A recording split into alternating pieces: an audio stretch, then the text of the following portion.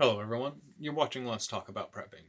I'm Tyler, your host, and in this video, I want to continue our conversation about redefining the term prepper, this time by responding to Prepper Potpourri's video response to my original video on the subject. It was a really good response video, and I'll link it in the description down below.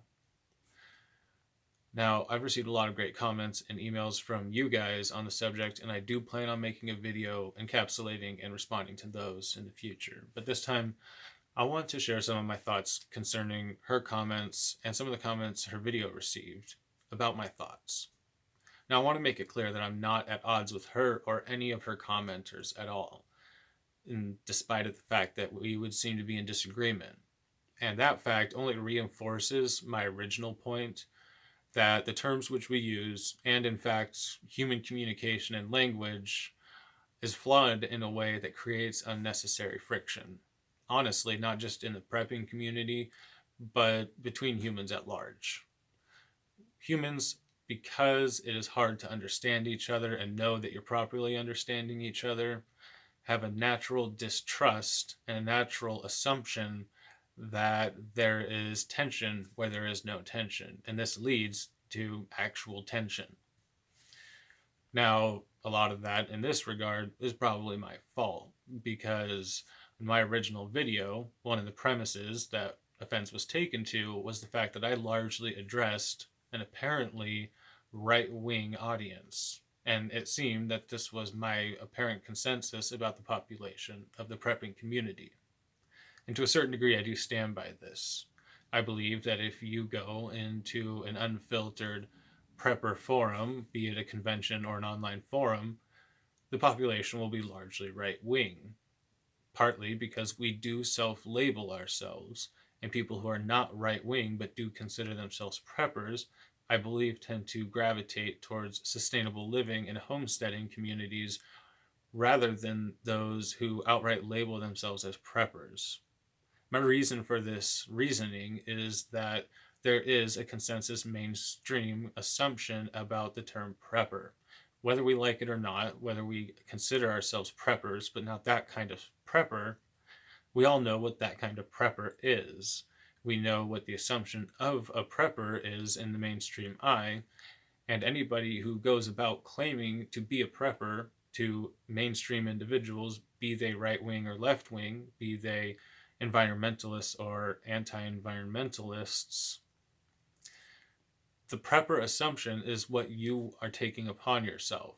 And personally, I believe that most of the people who are ready to accept that will be right wing, whereas most people in the left wing who consider themselves preppers will generally prefer to try to accept a label such as living sustainably or being an off grid or homesteading individual. These have many applications besides the assumptions that have been bred in the public eye concerning the term prepper. Now, I realize that one of my other mistakes in this original video was trying to say that we should redefine the term prepper. I think that we should get rid of the term prepper, even though it's a part of the title of my channel. I believe that there are so many different connotations to the lifestyle that is necessary for prepping that the things that are considered to be a prepper's main traits, such as stockpiling food and ammunition and these things, are an outdated and poorly informed idea of what prepping is. Most of the responses that I've gotten from my video are along the basis that prepping is not enough, that one must be a homesteader and a sustainable living individual and capable of recreating skills and techniques that will be necessary for life, and that most of these things are not encapsulated in the original term prepper. And that is exactly my point here. The different terms that we use, the very fact that so many of us do not identify with the mainstream and stereotypical idea of a prepper, but still demand to be considered preppers despite the fact that we think it should really be homesteading slash sustainable living slash conscientious living, etc., goes to show that the very term is outdated and has so many different interpretations that it's nearly useless, and that its very use is one of the main causes of miscommunication in our various interconnected communities. By using the term prepper and some of these other loosely defined terms, we essentially guarantee that there will end up being some kind of miscommunication based around our mostly overlapping determinations of what a prepper is and how we define ourselves to be that.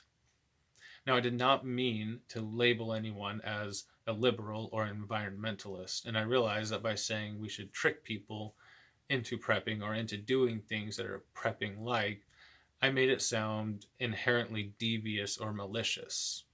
My main point here is that we do ourselves a disservice by ever using words that will cause people to realize they would never let themselves be labeled in the ways that we let ourselves be labeled.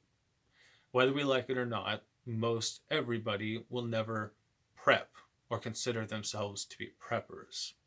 But most rational people can be gotten to do things which may be considered by ourselves to be prepper like actions simply because they're rational, but not because they're related to prepping or even sustainable living or off grid living or trying to do things because it's just rational to do so.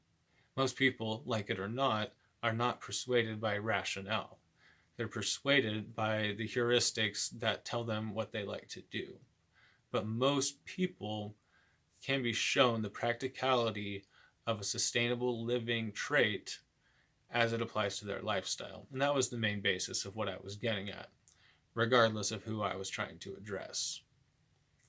My main point here is that whether it's redefining the term of prepper or re-identifying our communities as something new, something which could be something that mainstream people could identify with, I think that we need to try to move away from the stereotypes and even some of the basic characteristics that we identify our community with and into something that can not only live on for generations as a cultural phenomenon, but maybe even be accepted and talked about without garnering ridicule. Anyways, love to hear some more of your responses on the conversation and stay tuned for more. Hope you're all doing well. Everybody stay safe out there.